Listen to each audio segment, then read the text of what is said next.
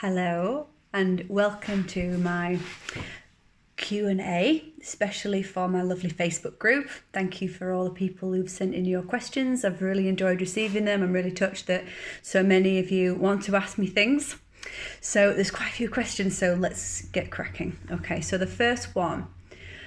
Do me and Nicky Continent argue while writing songs? What a good question. What an interesting question. And yeah, I'd say we get on each other's tits a fair bit. Indeed, we do. Usually it's fine though. Usually we're on the same side. We've been writing together a very long time now, going on for 15 years. So I think we know that we're on the same side and we usually agree. We're usually pretty in tune with each other, but no, we don't always agree. And when we don't, we do argue. We do. If I'm sure my way's the right way and he's sure his way's the right way, yeah, there can be cold silence or, well, I think this, but usually we're absolutely fine. I mean, Nicky and I at this stage have been writing together for almost 15 years. We lived together for 8 of those years. Of course, we're going to annoy each other a little bit, but on the whole, love him to death. He's wonderful person to write with. He challenges me as well. He doesn't let me get away with anything that's only okay. He's a wonderful creative partner. He really is. He makes me a better writer. How he feels about writing with me, you'd have to ask him. But for the most part, it's been a really wonderful journey writing with him. Okay, next question. How did you get involved in the Sophie Lancaster Foundation?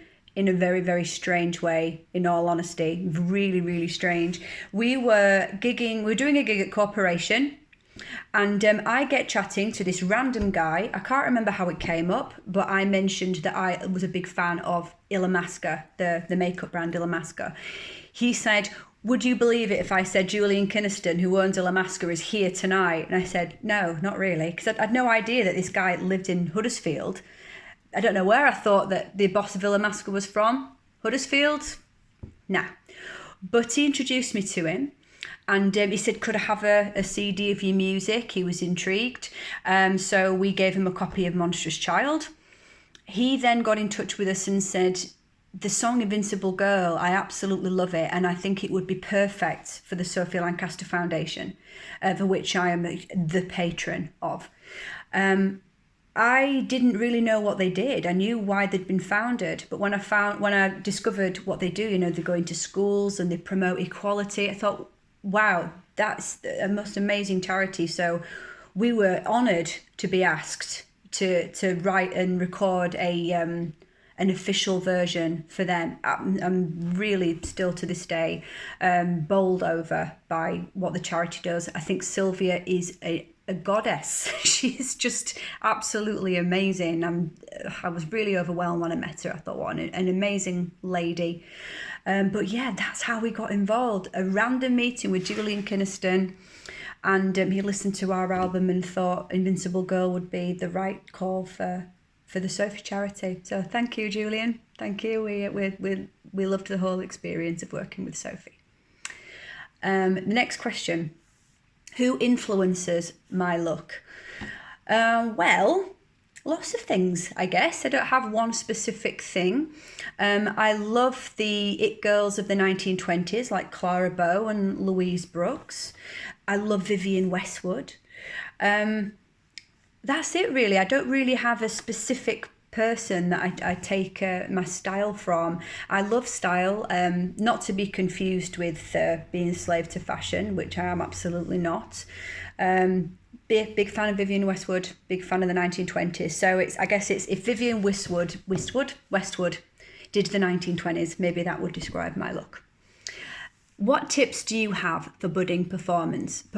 Well, a lot of you may not know this, but I actually do teach performance. Well, I say teach performance. I don't describe it as teaching performance because for me, it's not something that's taught, it's something that's coached. The difference is if you're teaching somebody something. So for instance, I at one point decided I wanted to learn a bit of Japanese. So I had a Japanese teacher because I had to be taught how to speak Japanese. A coach, on the other hand, brings out what's already there. So I don't teach people how to perform. As a performance coach, my job is to say, you're already great as you are. You don't need anybody's permission to be yourself on stage. So if that was your question, this is for you. The biggest thing is to get out of your own way. Don't say to yourself, okay, I need to be this kind of performer or this kind of performer. I see this over and over again. People who are introverts, natural introverts, think I can't go on stage because I should be Beyonce, or I should be Tina Turner or Freddie Mercury. And that's not me. So it doesn't have to be. But you also get the opposite. People who are extroverts who are like, oh, people aren't going to want all this, I best tone it down. It's like, no. There's room for it all, and everybody else is taken. So the number one way you can be amazing on stage is just to be yourself. Find out who that is. Ask people, what do you like about me? What's great about me? If I decided tomorrow, no, I want to be a comedy performer. I might not have had any amount of success because it doesn't come naturally to me, writing comedy songs. What comes naturally to me is a lot of things with a lot of emotion, with a lot of drama, with a touch of, dare I say, theatricality. So rather than fighting all that, step into it, times it by 10. So to answer that question in short, figure out who it is that you really want to be on stage and just be it. You can't stand on your head in enough different ways to please everybody. You may as well please yourself. Okay. Hopefully that answers your question. Next question. I've heard that you only play Invincible Girl when it's in your contract. Is that true? And if so, is it because you no longer like the song? Let me just get my Harry Potter mug. Of course we love the song. We wrote the damn song. It's funny how it was written, given that it's probably the most successful song we've ever had.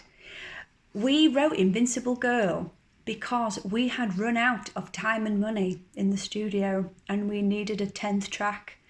So we said, we'll write something that doesn't need drums, that's piano-based or guitar-based, because it's cheap. And that's how we wrote Invincible Girl. We wrote it in 2 days. It was inspired by the title that popped up in my head. We love the song. It just got to the point where everybody wanted us to play it every gig. And no matter what your opinion on the song, it's a slowie. It's a slowie. It's certainly not going to get everybody partying, and it just seemed like we were just massively bringing the energy down in the middle of the set, so we just didn't think that normally it's the right thing to do. But there is some truth in that we have been booked for certain gigs and it's been in our contract that we have to play it, and so we do. So there's some truth to it, but no, it's not because we hate the song. Of course we love the song. Okay, next question. When are you posting the covers and which songs did you choose? That would be telling. But yeah, originally it started as just, right, I'm just going to bash out some chords on the piano and do some fun covers. But like with so many things I do, I started doing that and thought, it's a bit meh. So I've been putting a lot of thought into the arrangements of the songs, and I've also asked my wonderful partner Andre if he would film them for me rather than me filming them myself, which will make a big difference to the quality of the final thing. So for the most part, I chose songs that I feel I sing well. I'm sure you can forgive me for that. So yeah, they are coming, and there's a reason why there's a delay, because I want them to be better than I originally was bothered about. Okay, there's a lot of questions, so let's get through them. Who is the most annoying person you've shared a tour bus with? Annoying. I can't really think of anybody who's really annoyed me on tour. It's more just little things, like I can't even remember a specific person, but what sometimes happens is that the opening band, they're green as grass and they act like they're big rock stars, and it's, annoying. Like when we headlined In fact, I'm not going to say just in case, but we headlined somewhere. We sound checked, and the opening band got on stage and were like having a tantrum. Oh my God, there's all this equipment on stage. Where's the room for our gear? Blah, blah, blah. It's like, guys, this is like your second or third gig. Every band pays their dues and opens for another band. It's just the way it is. So if you're in a band starting out, don't be too big for your boots. You know, that you're not necessarily doing the headline band any favours by opening. They're most likely giving you a shot because they want you to build your fan base the way that other bands let them open for them. So I'm gonna go with Nicky. Nicky is the most annoying person I've shared a tour bus with. It makes me listen to crap on radio for that then when he, you know, if he's driving, if he lets me put something on the radio, he'll give me this look. As if to say, what is this utter shite you're putting on, Liv, you know? So yeah, I'm just gonna say Nicky. Right. Ooh. Yeah. What's your most annoying tour bus habit? Nicky would probably say putting on shit music that he doesn't like and making him listen to it. But it's warming up in the car. You know, the guys in the band are a fan of my voice as much as the next person, but there's a difference between, you know, singing a lovely song and going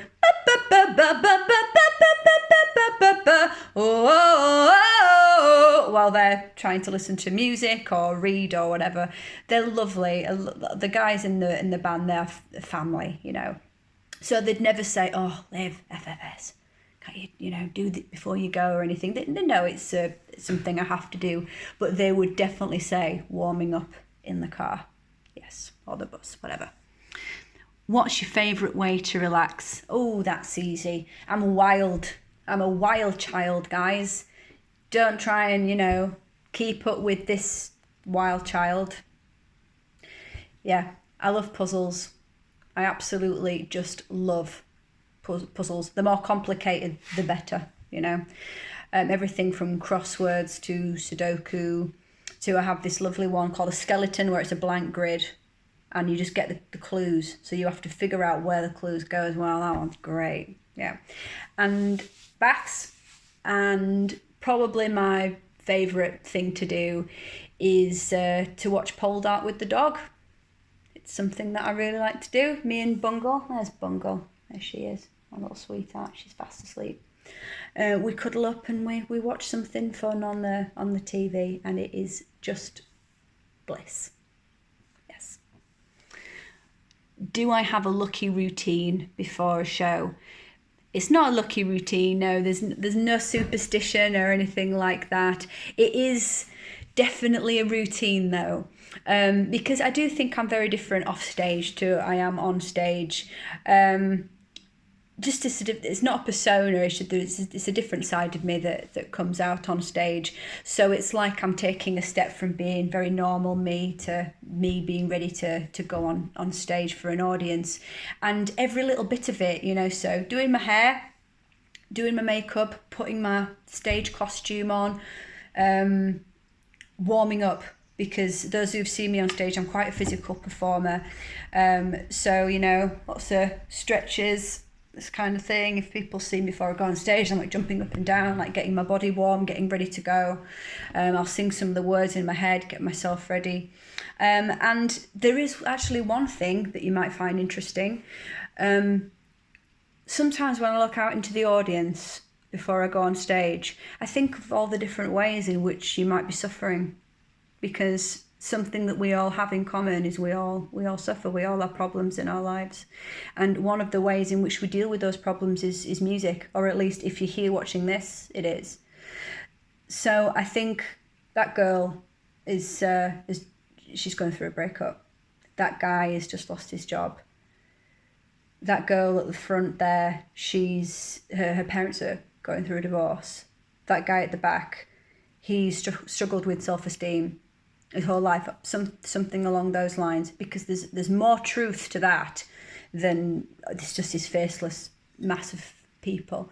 So I wouldn't say it's a routine, but yeah, that's about the size of it. Okay. Inspiration, question mark. Do the songs you have written come from your life? Yeah, sometimes. Yeah, sometimes they do. A lot of the time they do, in fact, yeah. Yeah. Yeah, they do. I definitely sometimes write songs that I feel I need to hear, that I need to and I think, well, other people may do as well. So, for instance, Awake Now or Hollow, as you know, it's a cautionary tale of caring too much what people think. And so somewhere there is, if I'm on stage singing that, it reminds me, don't be that girl, don't be hollow, don't have your self-esteem measured by somebody else, you know. Chase the Demons from My Bed, that's probably one of the most personal songs I've ever written. It's, I think a lot of people, especially women, can relate to the fact that, you know, when I used to do modelling, I was a model for a long time, and somewhere along the line, I guess I started to see my sexuality as for other people, something I got paid to do. It was only as I got older, it was like I need to reclaim that sexuality, and it's for me now and for whoever I want to share it with. It's not something that can be bought and sold. So I wrote Chase the Demons from My Bed. When I was going through a breakup, I went to some very, very dark places, and some of the songs like Hooks or Blood and Rust were definitely exercising some of those feelings. That's why I See You is the last track on the album, just to, you know, to remind myself and others there is a light at the end of the tunnel. But also, as a lot of you have probably figured out already, I love strange, twisted stories. I love the duality that lies within people. I love the fact that there isn't just one identity that we all have. I love the fact that, I'm just going to refresh that. I love the fact that within music, it's a safe place to to explore all these dark, different sides of myself. But by me doing it, it's like I'm saying it's okay for the listener to do it as well. I'm inviting you to join me and explore those yourselves. So yes is the short answer, but not always. So you can't listen to one of our songs and say, oh, that was about that time Olivia Hyde did that. Or it definitely isn't the case. But yes, there is definitely a connection. Okay. What is the favourite song that you have written? I'm working on a solo album at the moment, which is piano based, and there's a song on there called Live For Me, which I at least in part wrote for my mum, but not just for my mum. It's from the point of view of somebody who's died, and they're seeing the person they left behind depressed and sad and not moving on with their life and mourning them every day. And they're saying to that person, I know there's so much inside of you to give.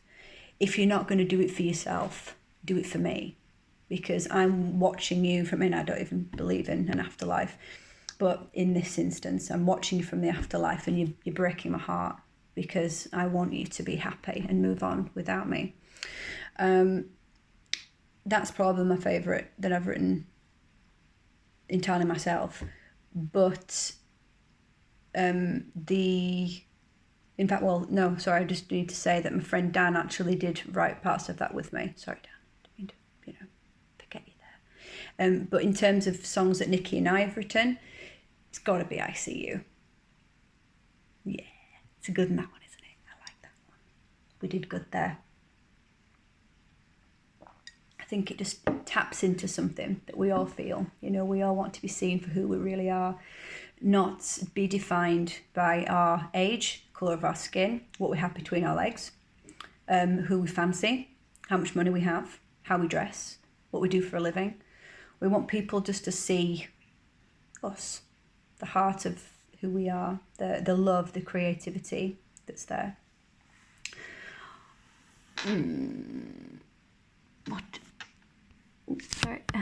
What is your most memorable show you've played so far in your career?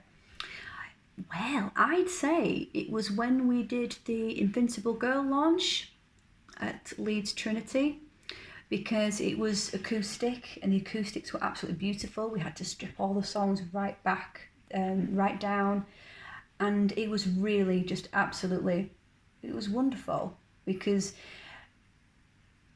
I had to, you know, I was a singer that night, you know, I was performing as well, but it was, with everything stripped back, it was very much about my voice, and I enjoyed the challenge of not being able to compensate in any way with, you know, with a performance, you know, running around the stage, just being on the spot still and having to communicate the whole thing with just my face and my voice. I really enjoyed that. Something I would like to do again. The next question is, oh gosh, I hope I don't mess this question up. Oh, what advice do you have for a breakup? Oh, bless you. Okay. Here's a sip of tea to answer this one. Well, sweetheart, what can I say? Every breakup's different, isn't it? So much depends on the unique circumstances that you're going through at the moment. I'd say the first thing is it's going to hurt. It's going to hurt a lot, and possibly for a very long time. If you imagine a piece of paper completely black, that's probably how you're feeling at the moment. It's just, there's no space for any light, there's just the grief. But eventually, at some point, if you let it, there's going to be just a little bit of light that pokes through. That might be having a lovely conversation with a friend. It might be going out and getting pissed with your friends, who knows. It might be cuddling your pet, cuddling your dog or your cat. It might be somebody says something really funny and you can't help but laugh.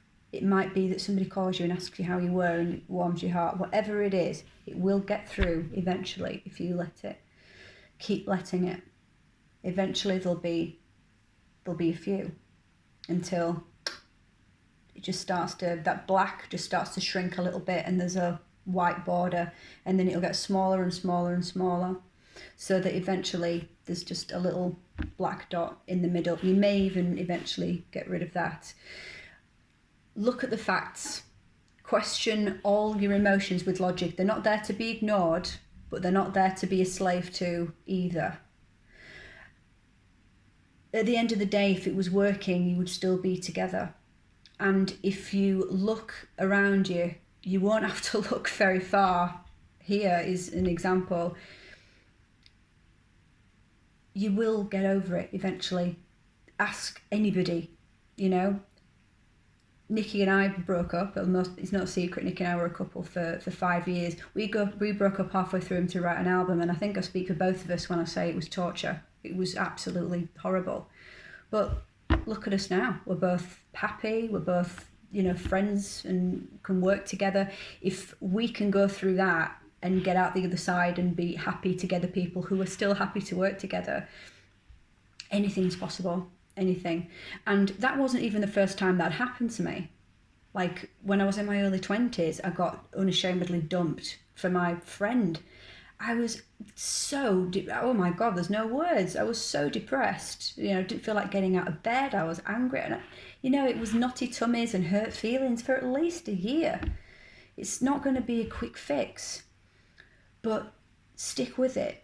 And like I said, look at the facts. All the people, there's so many people around you who've gone through what you're going through, and have come out the other side. Keep the faith. Don't try and do it by yourself. Call Samaritans. You know, they're absolutely wonderful, wonderful organisation. But just keep heart. Keep reminding yourself other people have been exactly where I am, and they have gotten through it, and they have found happiness again. I can too. I really hope that helps, because breakups, they suck, don't they? They just suck.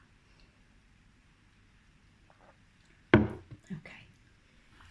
What's the next question? What inspired you to start making music and to start a band? Well, I've always loved music. I've always wanted to be a musician or a singer, but just at some point, I guess I stopped believing in myself like so many people do. I started to think, oh no, I need to get a proper job. I started to doubt my abilities. And this might actually be covered in a question a little bit later on. I can't remember. I seem to think it was. If it is, I won't go over it again when it comes up again. But yeah, I watched this program. It was actually a very cheesy program. And it was basically addressing this idea that most people aren't doing what it is that they really love. And they introduced this very simple concept. They just said, if you could do anything, what would you do? If failure wasn't going to happen, it wasn't an option, success was absolutely guaranteed, what would you choose to do with your life? How would you choose to make money? And the answer for me, bang, was instant. I would write music. I would record and perform that music. And I would take pleasure in all of the different aspects of that baby, like creating the artwork for it, creating the music for it. And it was absolutely crystal clear. And this particular video said, you're probably sat there thinking, well, how can that ever be the case for me? So the whole premise of this program that I watched was to say, you don't have to see the end goal. What would the first step be? And I sat there, little 22-year-old me, like this, watching the telly.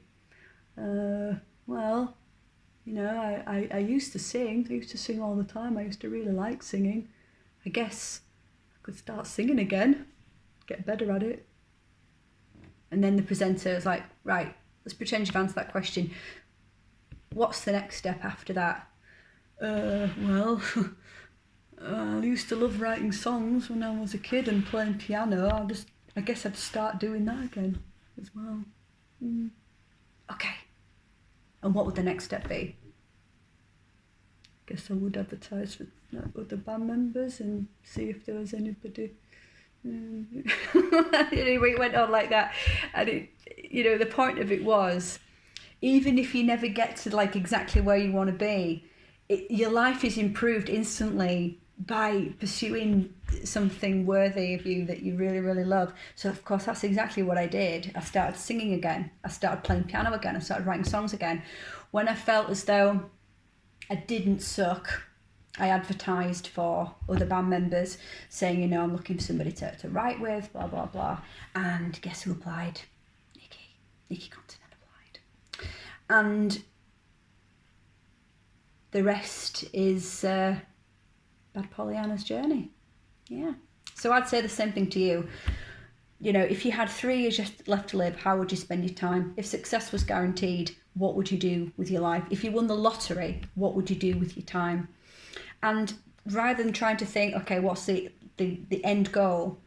If it really is something that you want with your heart, not just something that you think, oh, well, I want to be a rock star because then more people want to fuck me. Or I want to be an actor because then more people might like me.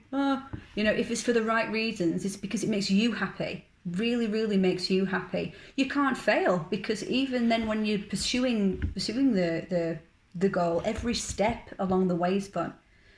That's where a lot of people fall down. They've got a ladder that's against the wrong wall, so they're climbing this ladder to success, but then by the time they get to the top of it, they're like, well, fuck, I've been climbing the ladder that's against the wrong wall. So they, sometimes they want to jump off that building. At least, speaking for myself, at least I'm climbing a ladder that's against the right wall, finally. I hope you are too. What is your favourite line of lyrics from all of your songs and why? Oh gosh, that's like saying who's my favourite pet.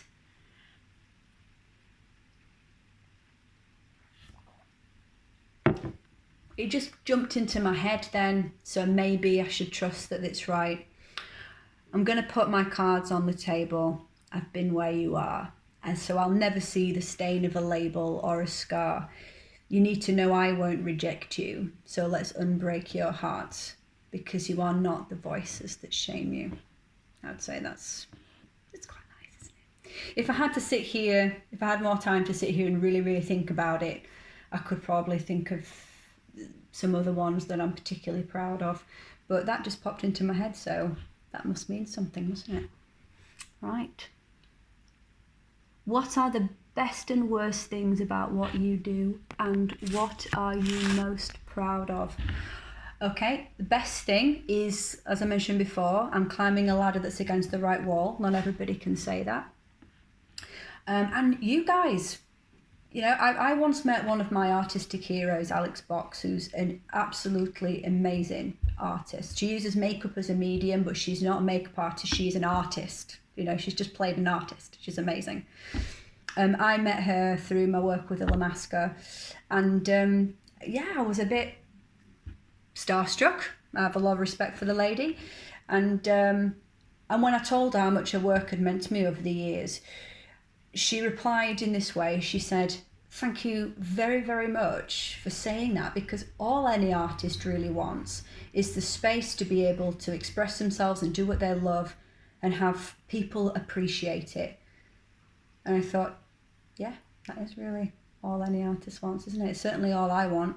And you guys do that for me. Thank you. Thank you very, very, very, very, very, very much. Yeah, thank you. So that's the best thing, being able to do what it is I feel like I was meant to do with my life and have people actually give a shit. Woohoo! Yeah, happy dance. Worst thing. Having to think of it like a business, having to think about how to earn, you know, how to make money. Albums cost money. Music videos definitely cost money. If I won the lottery, I would do this all day, every day. Just write music, release music, make music videos, release music videos, plan performances, do performances. That's what I would do all day, every day. Unfortunately, we're an independent band. We're not at that stage yet. So yeah, having to plan, having to worry about how we're going to afford this and afford that. I'd like to be able to just make the music and the videos and create the art that I want and not even have to think about money at all. So I think that is the worst. I think the other thing worth mentioning is just present company excluded. You know, I'm assuming anyway. The worst thing is just that sense sometimes when people feel like they already know you or they own you, they impose their views onto you because they think, oh, well, of course you'll agree with me. You know, they think that they actually really already know everything about you because they listen to your music.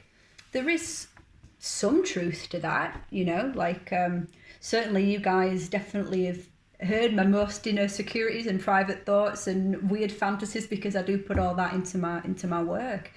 But some people take that too far, and you get the odd person. It's only happened a handful of times, but they treat you a little bit like a commodity.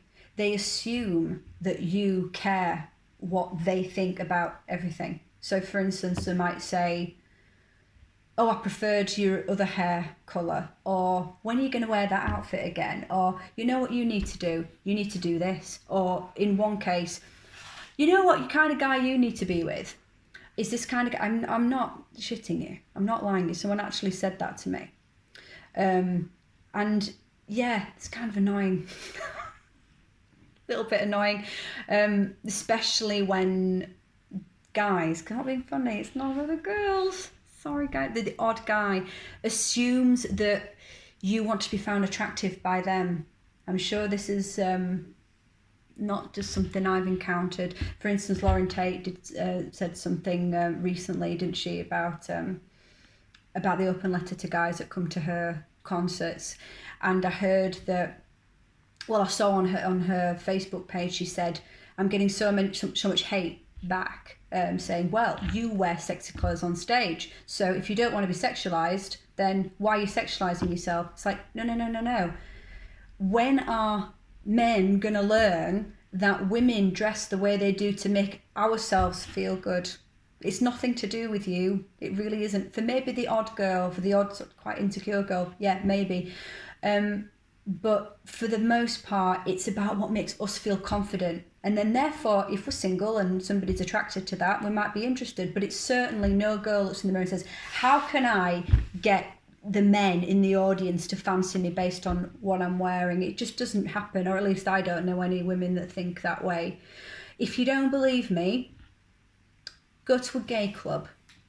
Go to a club for gay men and tell me what the women are wearing, the straight women that are there. Are they in jumpers and jeans and hats because they think, well, there's no straight men here to validate me, so what's the point? Or are they dressed like sluts? Are they dressed full on like sluts? Because women love to feel sexy. A lot of the time women dress sexy because it's in spite of what guys might say. It's in spite of guys coming up to us acting like knobs, you know? So, you know, if a lot of the men were a bit more polite, they might get a bit more stuff to look at. I don't know. So yeah, that's the worst thing, is when people think they can comment on you, how you look, what you do.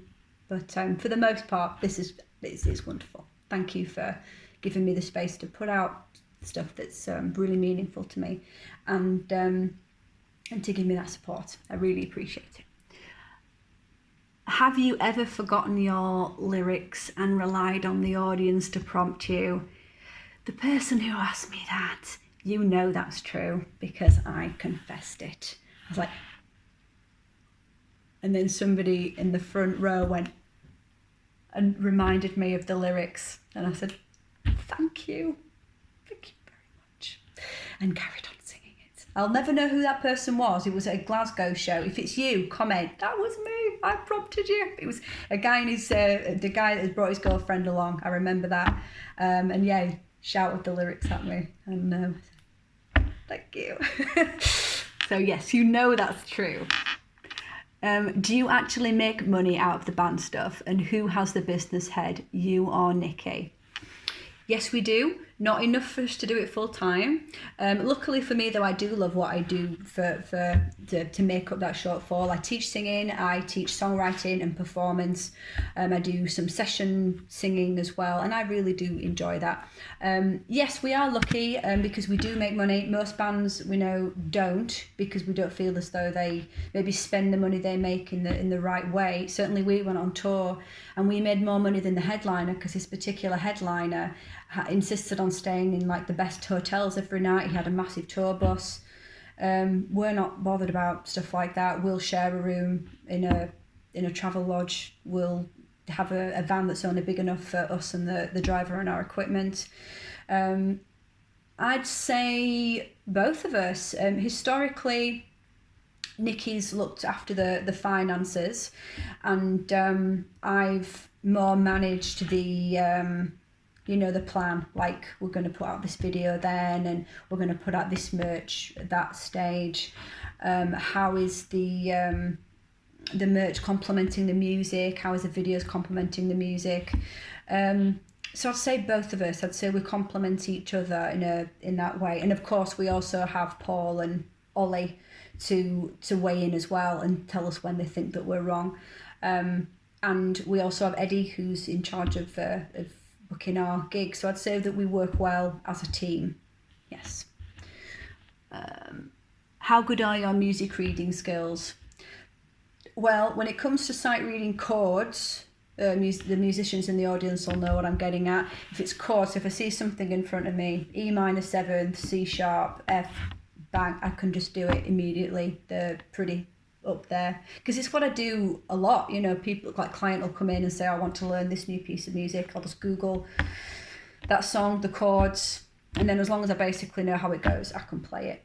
But when it comes to sight reading score, I'm not that great. I can read it, I just can't sight read it.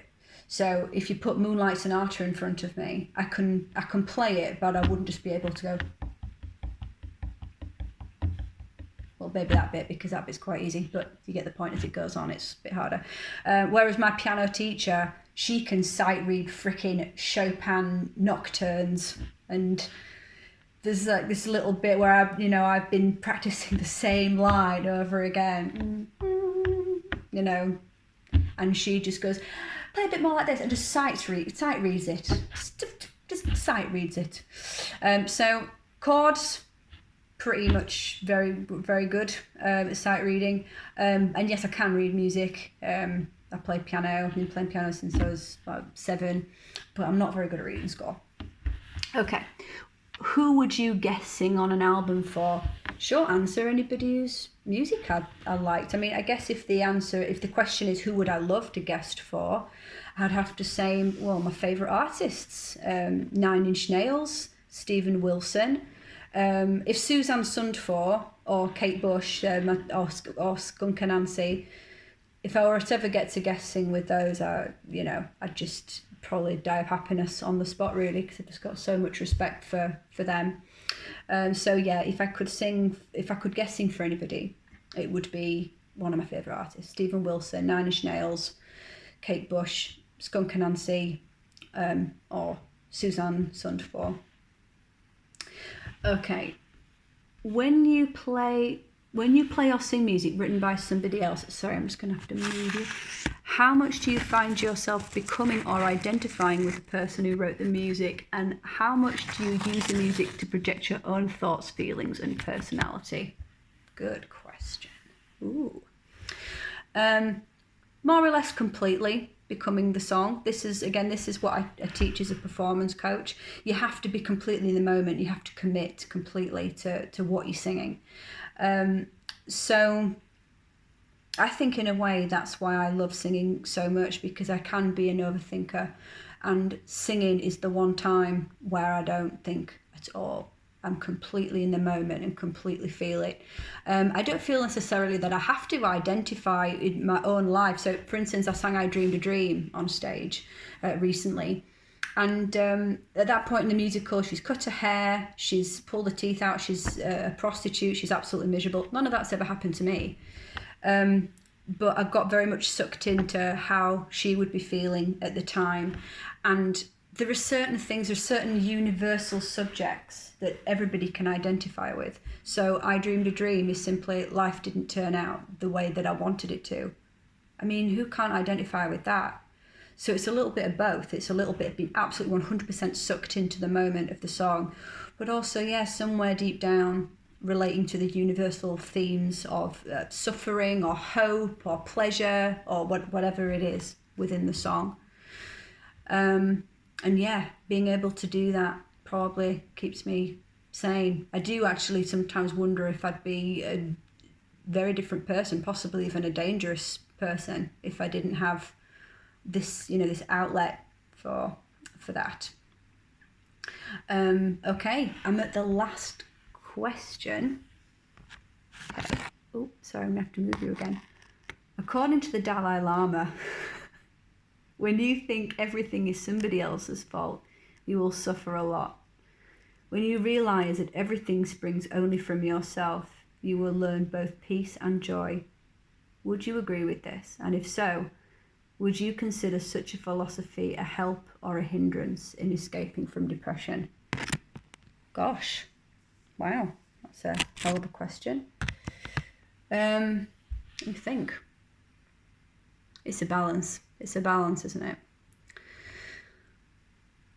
Definitely, there is no way you're ever going to be happy if you're blaming somebody else for your unhappiness.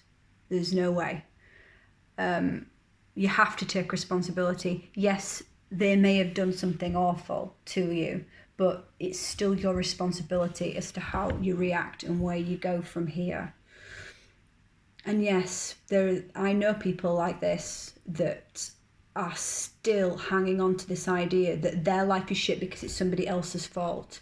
And when you say, oh, why not forgive them? Why not let go? Because they don't deserve it. They don't deserve, it's like, but they're not hurting themselves. You're not hurting them anymore. The only person that you're hurting by holding on to all that and holding on to all that blame is yourself. That is the only person it is hurting.